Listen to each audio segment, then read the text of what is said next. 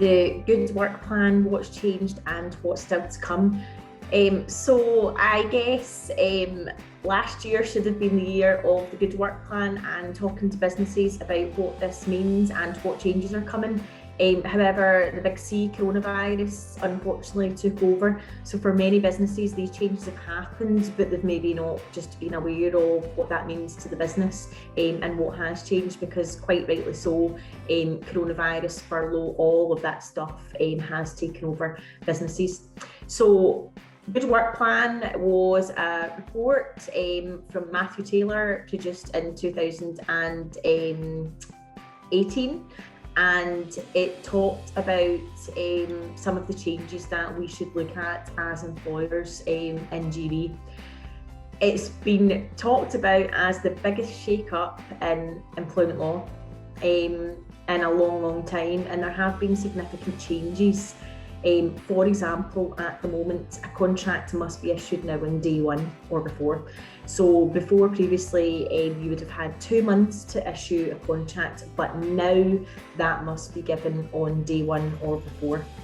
Holiday pay now as well should be calculated in GB on the average of the last 52 weeks, not on the average of the last 12 weeks as previous. So those two have been the main changes, along with the abolition of the Swedish derogation model for agency workers. So for 2020 and 2021, those have certainly been the biggest things that we're still continuing to talk to clients about, continuing to talk to businesses about that may have missed what's kind of happened. In the past, pay slips for all workers had to be given, where there had to be certain things listed which may not have been carried out before. So for both employees and for workers, tribunal fees for aggravated breaches, for example, those claims raised from £5,000 to £20,000. So again, another change that the Good Work Plan has been looking at. Now, moving forward for the Good Work Plan, what we are likely to see, but there's no dates as yet, but what we are likely to see is a lot more on employment status and gig economy workers, for example, being able for employees to be able to request a more stable contract.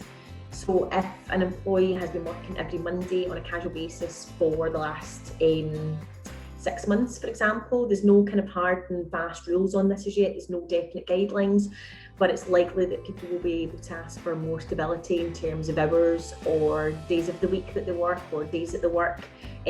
So more stable contracts would be coming in, and the right to that after 26 weeks service. Now, it's not a given, it's a right to ask and request, and the business would obviously look at this and see if it's doable or not.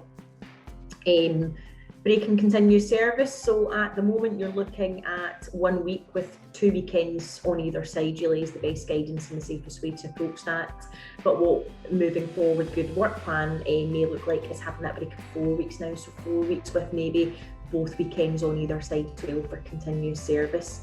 We advise clients on continuous service all the time in breaks, and we can talk about that further in terms of when that would be applicable. If you want information, then absolutely just give us a shout. And vulnerable workers and holiday pay as well. So this is statutory holiday pay and vulnerable workers. So it's likely changes to come as well for the Good Work Plan would focus all around this. But it's important to know these changes, to keep up with them, to implement them. Your contracts of employment will need updated with these items, which we've been doing for clients since April 2020.